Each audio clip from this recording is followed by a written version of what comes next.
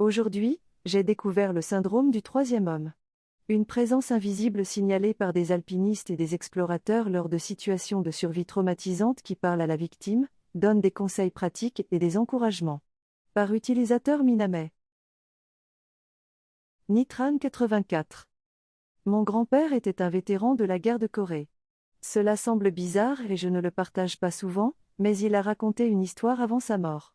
Il se trouvait dans une tranchée sous un feu nourri et quelqu'un, supposément son sergent, est venu le voir, puis est parti et s'est dirigé vers la tranchée suivante. Mon grand-père a remercié son sergent de s'être occupé de lui le lendemain, et son sergent a nié être sorti de sa propre tranchée. Il n'a trouvé personne qui aurait avoué l'avoir vu ce soir-là. Il pensait également que c'était son ange gardien. Serafina. Je suis infirmière, je travaille par équipe alternée depuis des années. Une fois dans ma jeunesse, j'ai vécu seule dans un appartement au rez-de-chaussée avec un chat. C'était ma nuit de congé, mais le sommeil était rare et sporadique, et je m'étais endormie, entièrement vêtue, en lisant dans la chambre. J'ai entendu une voix si proche qu'elle aurait pu venir de quelqu'un assis sur l'oreiller à côté de moi. C'était une voix de femme, très sévère, qui disait « Tu dois te lever, maintenant ». Le dernier mot semblait si fort que c'était presque comme si elle criait droit dans mon oreille, alors j'ai tiré hors du lit. Cela m'a fait peur, parce que je pensais que quelqu'un était dans ma chambre, mais j'ai immédiatement entendu un autre bruit à la porte, quelqu'un essayait de pénétrer par effraction dans mon appartement. Je ne sais pas ce que c'était. Un rêve? Mon subconscient essaie de m'avertir d'un danger? Je ne sais pas. Van Derkman. À 18 ans, j'ai eu un grave accident de voiture impliquant un semi-remorque complètement chargé à toute vitesse et, juste avant l'impact, j'ai entendu une voix très claire qui me ressemblait. Elle m'a dit de me détendre avant l'impact, m'a dit que si je survivais, je devais me préparer à passer à l'étape suivante, compter les retournements et les roulis du véhicule pour moi, puis m'a dit d'arrêter le moteur, de rassembler les objets importants et de sortir du véhicule. J'ai vraiment eu l'impression d'être une seconde dans la voiture pour m'expliquer et c'est probablement pour cela que j'ai survécu, car cela m'a permis de rester complètement calme et capable de fonctionner tout au long de la course. Je suis presque sûre que je me parlais à moi-même, mais je n'en avais pas l'impression. Voriepi 7025. Un ami et moi rentrions à pied après les clubs de Florence, en Italie. Nous sommes passés devant une Américaine qui marchait dans le sens inverse, son GPS indiquant où aller, elle semblait bourrée. Nous sommes passés devant elle, nous sommes arrêtés, puis nous nous sommes retournés pour la regarder à nouveau. Nous avons fait demi-tour, et il y avait un Américain qui avait l'air très frais et propre à 4 heures du matin. Il a dit « Est-ce votre ami là-bas » Nous avons répondu non. Il a demandé « Devrais-tu devenir son ami » Nous sommes allés la raccompagner chez elle et avons attendu à sa porte que ses amis l'animent. Juste à côté de la porte de son appartement se trouvait un homme caché derrière une voiture garée, exposé, en train de se branler pendant tout le temps que nous sommes restés là. Mon ami et moi nous sommes tenus la main et l'avons réservé jusqu'à la maison après que la fille soit entrée saine et sauve à l'intérieur. Quand nous sommes rentrés chez nous, nous avons commencé à discuter de ce qui venait de se passer. J'ai dit, qu'en est-il de ce bel homme blond qui nous a demandé de l'aider ? Il portait exactement la tenue que mon père portait le dimanche. Elle a répondu, blonde ? Non, il était latino comme moi et était habillé comme mon père. C'est toujours la chose la plus étrange qui me soit arrivée. Serenidad. Un ami et moi avons perdu la trace dans la neige une fois alors que nous faisions de la randonnée en montagne. Nous n'avons pas pu retrouver le chemin pour y revenir. J'ai vu des empreintes de pas dans la neige. Un cheval, un lama et un humain, parfois, il n'y avait que des traces d'animaux, comme si l'homme montait, parfois, leurs traces étaient visibles, comme s'il menait le cheval. Lors d'une randonnée dans la même région quelques années plus tôt, nous avions rencontré un éleveur de lamas qui emmenait son troupeau dans la forêt domaniale pour y paître pendant l'été. Je me suis dit que ça devait être ce gars-là. Nous pouvons suivre ses traces en toute sécurité. J'ai convaincu mon ami de l'essayer. J'ai suivi ses traces au-dessus du col, et nous avons fini par quitter la neige pour reprendre le sentier. Mon ami a juré n'avoir jamais vu un seul morceau.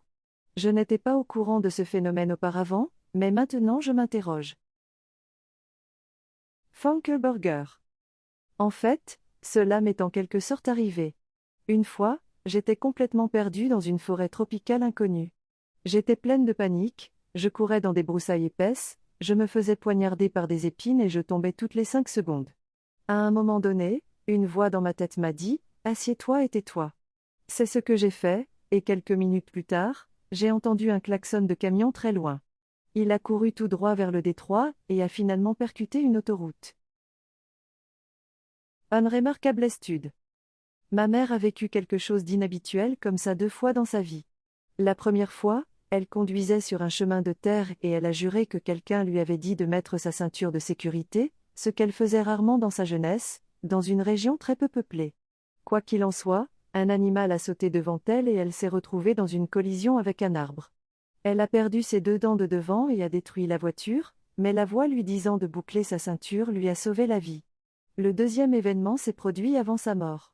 Elle n'arrêtait pas de dire qu'elle ne serait plus là très longtemps et qu'elle disait en particulier comment elle allait mourir sur son lieu de travail. Je pensais sincèrement qu'elle était dramatique et stupide. Cependant, à mon insu, elle a commencé à enregistrer tout, des codes d'accès pour les banques et les comptes aux notes pour ma future femme enceinte. Elle a laissé de petites notes dans mes livres préférés dans les mois qui ont précédé sa mort. Elle a fini par avoir une rupture du ventricule gauche et est décédée sur son lieu de travail un mois après avoir eu 60 ans. Anti-Banat. J'ai vécu quelque chose de similaire quand j'avais 16 ans. J'avais eu un accident de voiture et la voiture était complètement bloquée. Je portais ma ceinture de sécurité et je n'ai pas été blessée. Pendant l'accident, j'ai entendu une voix venant du siège arrière vide qui me criait de m'esquiver, ce qui m'a évité de me faire écraser par le toit lorsque je me renversais. Ensuite, il y a eu une série d'instructions sur la façon de sortir de la voiture en toute sécurité et d'obtenir de l'aide. Je sais que c'était mon cerveau qui faisait tout ça, mais j'avais vraiment l'impression que quelqu'un d'autre était là pour me dire quoi faire, comme si je portais un écouteur ou quelque chose comme ça. Dragon scapé. Mon cousin a perdu son père et son frère aîné et a failli perdre sa mère quand il était plus jeune. Un conducteur ivre a percuté sa voiture de plein fouet. Après avoir été secouru du véhicule, il jure que quelqu'un est venu s'asseoir à côté de lui pour le réconforter. Mais lorsqu'il a interrogé les personnes présentes sur les lieux, personne d'autre n'a vu cette personne. Fiveron fraîchi. C'est arrivé à mon oncle et à mon cousin. Ils se sont fait prendre à nager au large d'une plage de Californie. Ils jurent tous deux avoir vu un homme en costume flotter à quelques centaines de pieds au large. Ils ont dit l'avoir entendu leur dire de nager parallèlement à la rive, de sauter hors de l'eau, de faire un saut frontal et de disparaître. Ils l'ont fait et ont survécu en jurant que c'était un ange. Rocket 69. J'ai eu un terrible accident de voiture il y a quelques années et j'étais coincé dans la voiture, ils ont dû me couper la route. Pendant ce temps, une femme était montée sur le siège arrière derrière moi et me tenait les épaules en me disant que tout allait bien se passer et que de l'aide allait arriver. J'ai cru qu'elle était restée avec moi jusqu'à ce que je perde connaissance et que je me réveille avec un pompier qui coupait la porte et m'en sortait. Les pompiers, les ambulanciers et ma mère qui étaient arrivés rapidement ont tous déclaré qu'il n'y avait aucune femme, que la circulation avait circulé et que personne ne s'était arrêté parce que les pompiers n'étaient qu'à quelques pâtés de maison de la route. J'entends toujours sa voix, je sais qu'elle me touchait, mais personne ne l'a vue. Ça me fait encore flipper. Doigt Forteca. J'ai vécu une expérience très similaire, terrible accident de voiture, j'ai dû m'arrêter et une femme était là pour me réconforter, mais elle ne s'est pas assise dans la voiture avec moi. Elle était à l'extérieur de la voiture mais s'est assise à côté de moi et m'a dit que de l'aide allait arriver et que tout irait bien. 20 ans plus tard, sa présence apaisante est toujours aussi vive pour moi. Cookie Motor 9015. Bon sang, il m'est littéralement arrivé exactement la même chose. J'ai eu un terrible accident de voiture. Un arbre est tombé dessus et a écrasé la voiture que je conduisais. Une femme était agenouillée à l'extérieur de la voiture, me tenait la main et me disait que tout allait bien et que tout irait bien pour moi.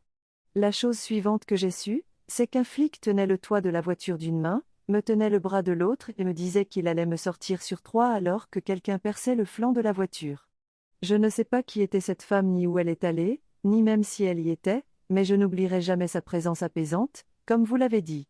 Je croyais vraiment que tout irait bien grâce à elle. Erinoko. Il y a de nombreuses années, je me rappelle avoir entendu ou lu l'histoire d'une femme qui a soudainement entendu une voix dans sa tête lui conseillant de consulter un médecin. Elle l'a fait et une tumeur au cerveau a été découverte.